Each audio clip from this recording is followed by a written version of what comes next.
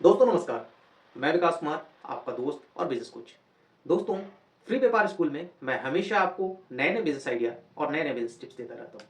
तो दोस्तों, इस बीच मैंने पेट्रोल पंप से रिलेटेड बहुत सारे वीडियोस बनाए हैं, जिनका लिंक मैंने डिस्क्रिप्शन बॉक्स में दे दिया है और आई बटन पे दे दिया, आप वहां से देख सकते हैं। तो दोस्तों, इस बीच बहुत सारे क्वेरीज आ रहे हैं, बहुत सारे कमेंट आ रहे हैं, जो पर्सनल कॉल्स आए हुए हैं। मैं उन सारे क्वेश्चंस को वन बाय वन करके आप लोगों के साथ डिस्कस करता हूँ।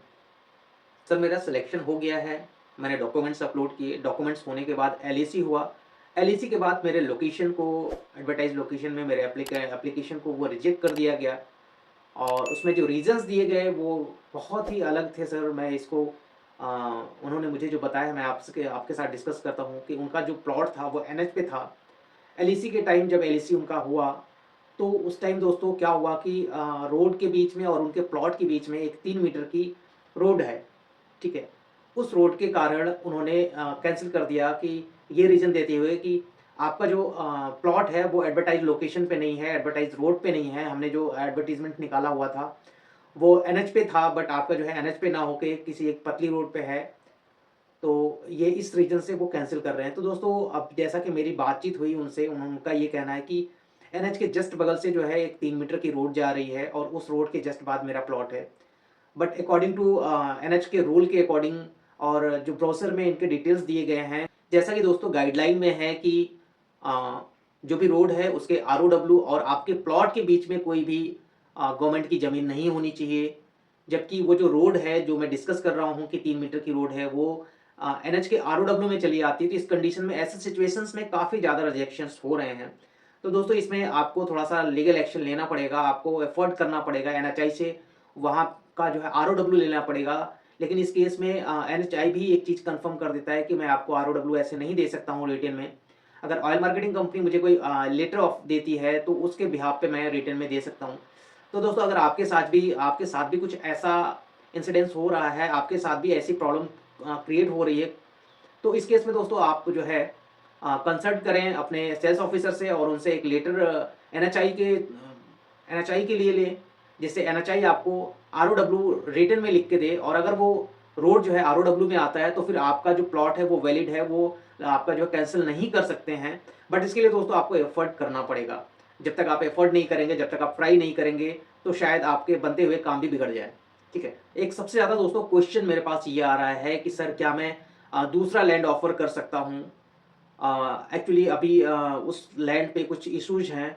तो दोस्तों, मैं आपको एक सजेशन देता हूँ कि अभी ऐसा कोई प्रोविज़न नहीं है कि जिसमें आप जो है at a time of LOI, LOI के टाइम पे आप जो है दूसरा लैंड ऑफ़र करें। तो ऐसा कंपनी के नॉर्म्स में नहीं है, ऐसा कंपनी की गाइडलाइन में नहीं है। बट इसका एक सॉल्यूशन है, वो मैं आपको बताता हूँ। एनीवे, आप किसी भी तरह से जो है दोस्तों, सबसे पहले आप एलओआई लेने की कोशिश करें। जो भी आपका प्लॉट है, चाहे वो फिज़िबिलिटीज़ को कंप्लीट करता है कि नहीं करता है। कुछ चीज़ें ऐसी हैं जो हिडन हैं, उसको आप रख सकते हैं।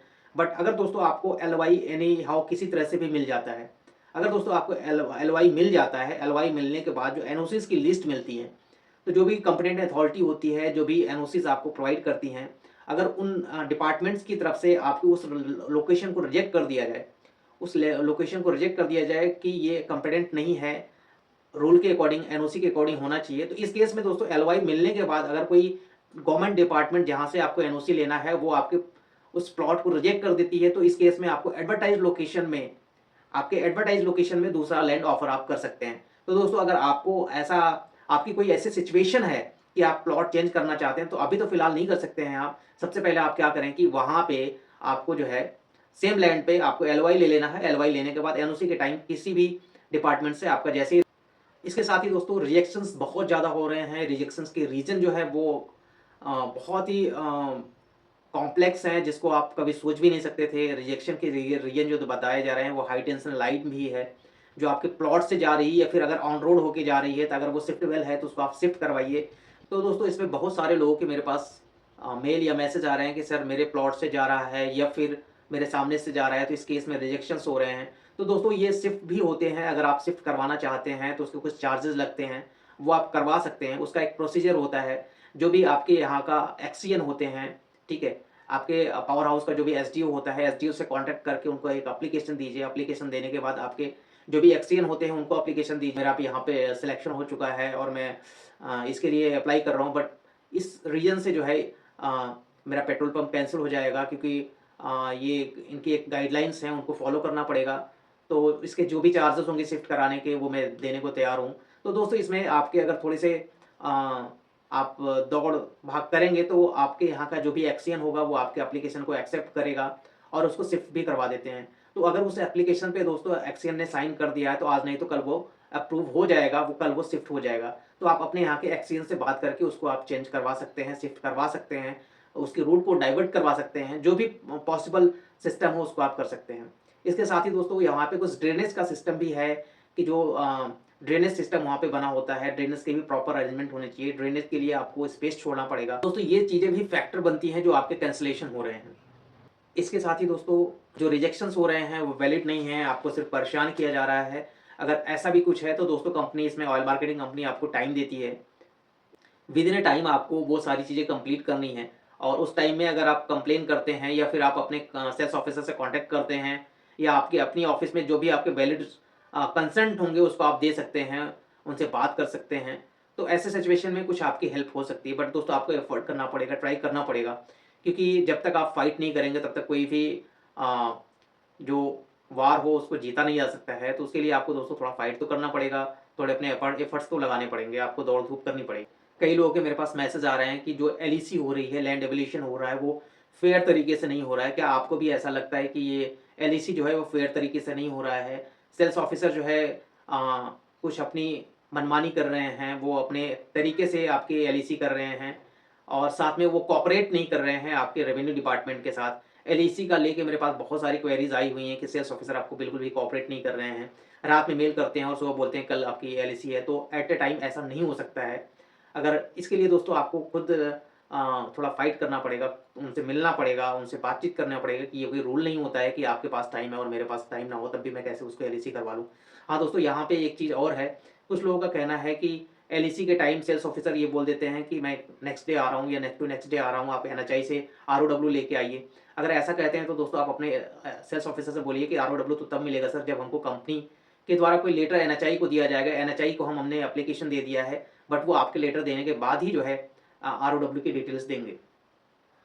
तो इसमें आप अपने सेल्स ऑफिसर से टाइम ले सकते हैं। सेल्स ऑफिसर थोड़ी मनमानी तो ज़रूर कर रहे हैं, हर जगह पे मुझे ये देखने को मिल रहा है, हर जगह से मेरे पास मैसेज आ रहे हैं पैन इंडिया से कि सेल्स ऑफिसर अपने अकॉर्डिंग काम कर रहे हैं, वो दूसरे की प्रॉब्लम्स को नहीं देख रहे हैं।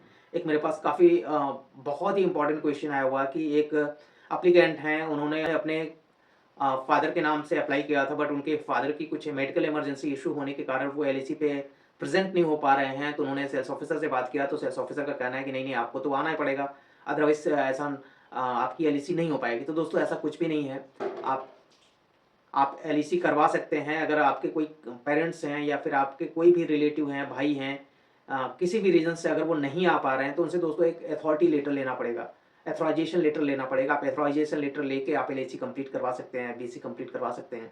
एथोराइजेशन लेटर का क्या फॉर्मेट होता है वो सारी डिटेल्स जो है दोस्तों आपको मिल जाएंगी। अगर सपोज दैट आपके साथ भी कुछ ऐसा कंसर्न है कि आप अपने रिलेटिव या आपके भाई या फिर मदर फादर किसी को कुछ प्रॉब्लम है, वो एलआईसी के टाइम प्रेजेंट नहीं हो पा रहे हैं, तो उनके बिहाफ पे आप वहाँ पे जा सकते हैं, डॉक्यूमेंट साइन कर सकते हैं। बट उसके लिए आपको एक अथोराइजेशन लेटर लेना पड़ेगा अपने पेरेंट्स से या फिर आपके जो भी रिलेटिव हैं या फिर आपके जो भी फ्रेंड हैं उनसे आपको ये चीज़ें लेना पड़ेगा। तो एथोराइजेशन लेटर का डिटेल्स मैं आपको दे दूंगा और एक नॉर्मल सा एथोराइजेशन लेटर होता है, जिसको भी चाहिए वो मुझसे कांटेक्ट कर सकता है, मैं एथोराइजेशन लेटर की डिटेल दे दूंगा। ठीक है दोस्तों, बहुत सारी जो क्वेरीज आ रही हैं दोस्तों, सबसे ज़्यादा जो रिजेक्शन के मेरे पास इनपुट्स आ रहे हैं वो ये हैं कि किसी ने लीज करवाया हुआ है बट वो को ओनर से नहीं करवाए हुए हैं, सिर्फ ओनर से करवाए हुए हैं, तो इस केस में भी रिजेक्शंस आ रहे हैं।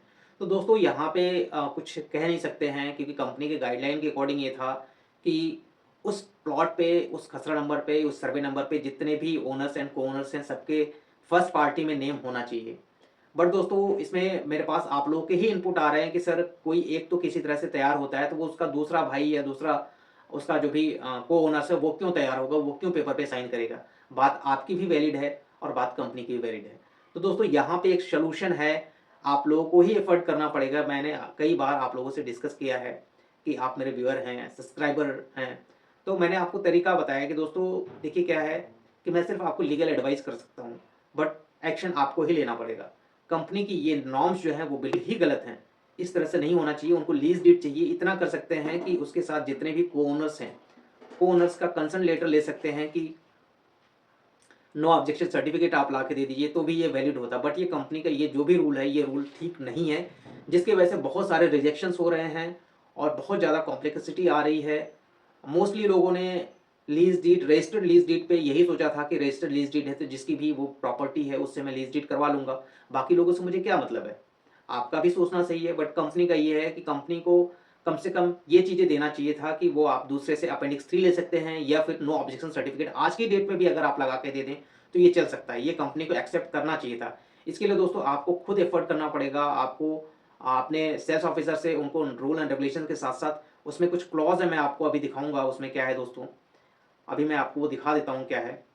तो दोस्तों इसमें क्या है कि ऑयल मार्केटिंग कंपनी जो होती है वो प्रॉपर तरीके से सिर्फ़ एक ही चीज़ जानना चाहती है कि आपका जो प्लॉट है वो कहाँ पे है। तो मैं दोस्तों एक सॉल्यूशन आपको बता रहा हूँ, तो शायद वो आपके लिए कुछ एक्सेप्टेबल हो, हेल्पफुल हो। बट दोस्तों वो आप अपने सेल्स ऑफिसर से ही कॉन्टैक्ट कीजिए, क्योंकि वो डायरेक्टली कैंसल कर रहे हैं। इस केस में बिल्कुल भी कोई भी सुनवाई नहीं कर रहे हैं, कोई भी बात को नहीं मान रहे हैं। सिर्फ़ वो एक ही चीज़ दिखाते हैं कि एज़ अ गाइडलाइन जो मैंने दिया हुआ था उसमें ये था कि ओनर विथ ऑल ओनर्स जो है, ओनर विथ ऑल को-ओनर्स आपका लीज़ डीड होना चाहिए था। अदरवाइज़ वो एक्सेप्टेबल नहीं होगा। बट दोस्तों ये बिल्कुल ही गलत है। इसके लिए दोस्तों आपको कुछ एफ़र्ट करना पड़ेगा। अगर मैं कहूँ तो बहुत सारे मेरे व्यूअर्स ऐसे हैं जो लॉयर हैं। आप ज़्यादा मुझसे समझते हैं, मेरे से ज़्यादा आपको इसके बारे में पता होगा कि आपको क्या करना है।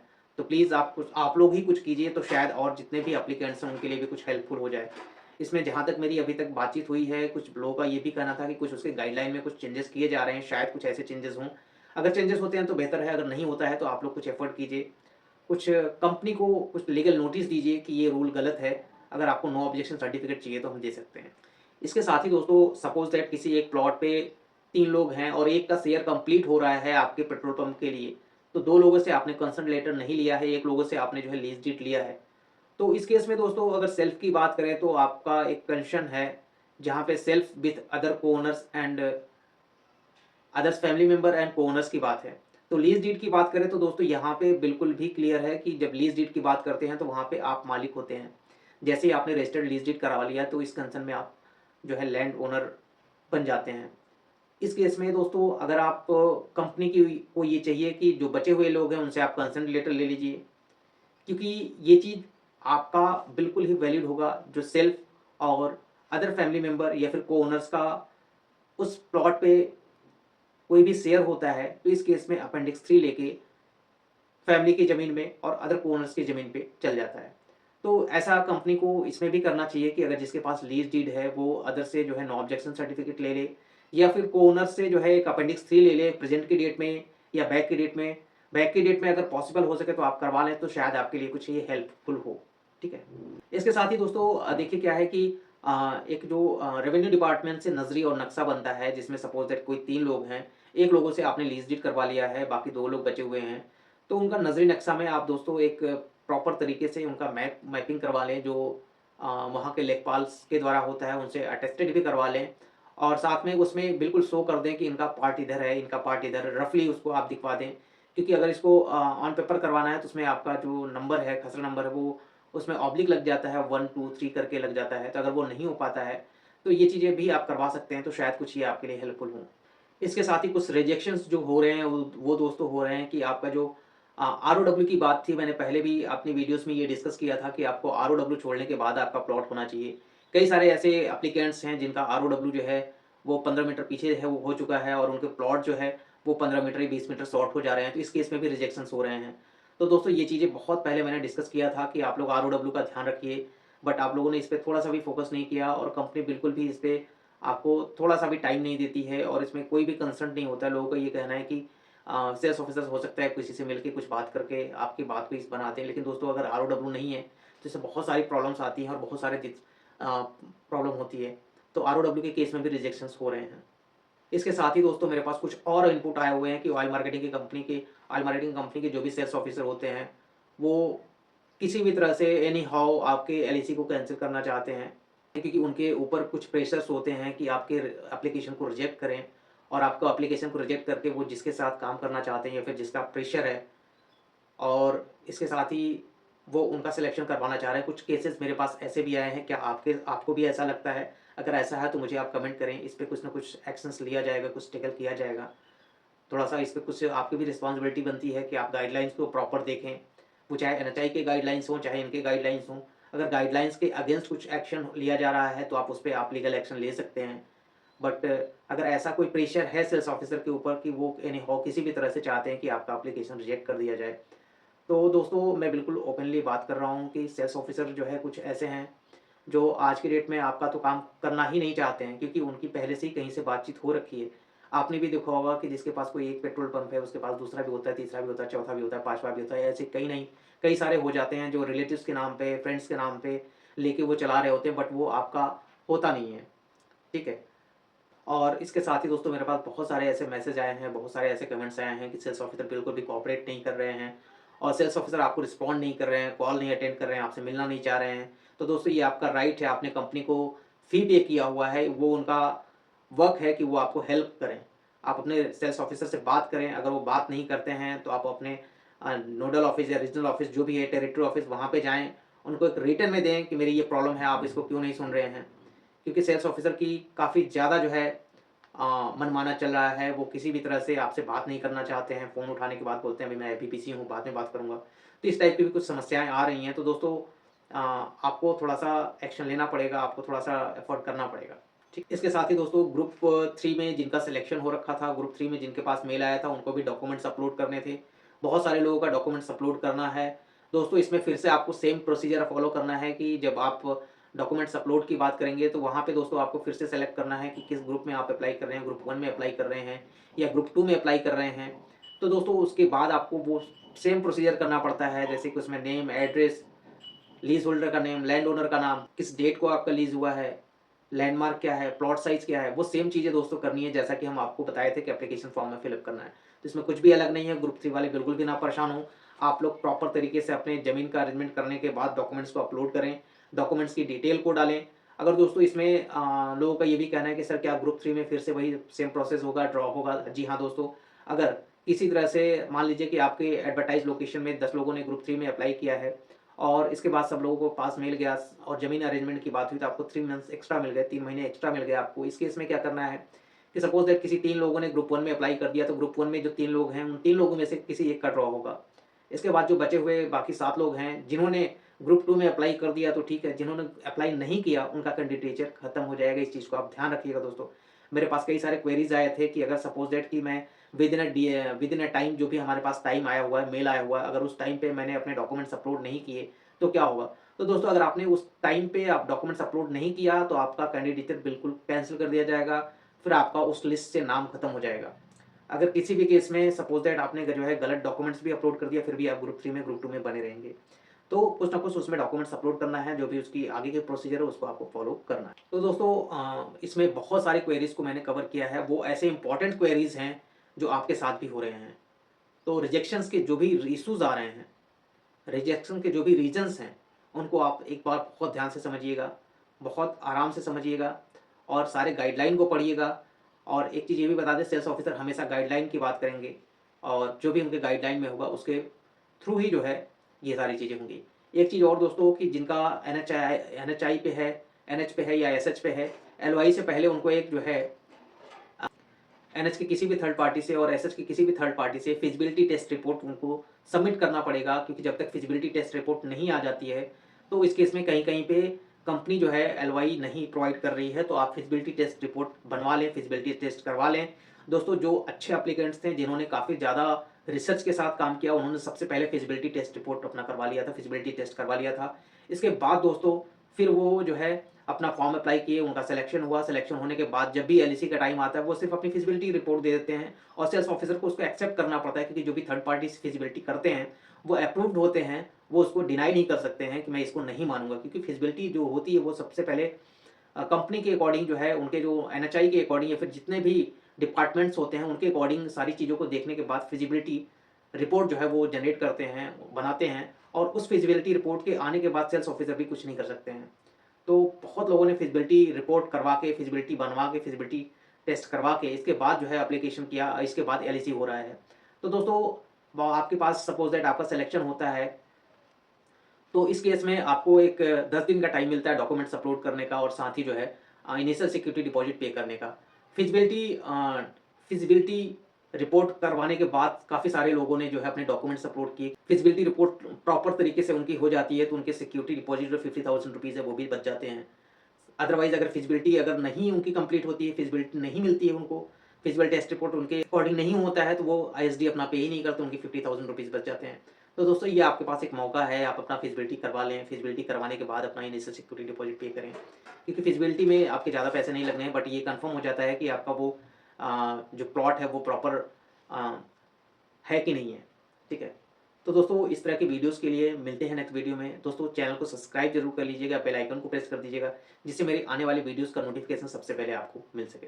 आगे दोस्तों हम और ढेर सारी वीडियोज़ लेके आएँगे, बस आप चैनल पे बने रहें और आप लोगों का प्यार, आप लोगों का सपोर्ट बना रहें। मिलते हैं दोस्तों नेक्स्ट वीडियो में, तब तक के लिए धन्यवाद।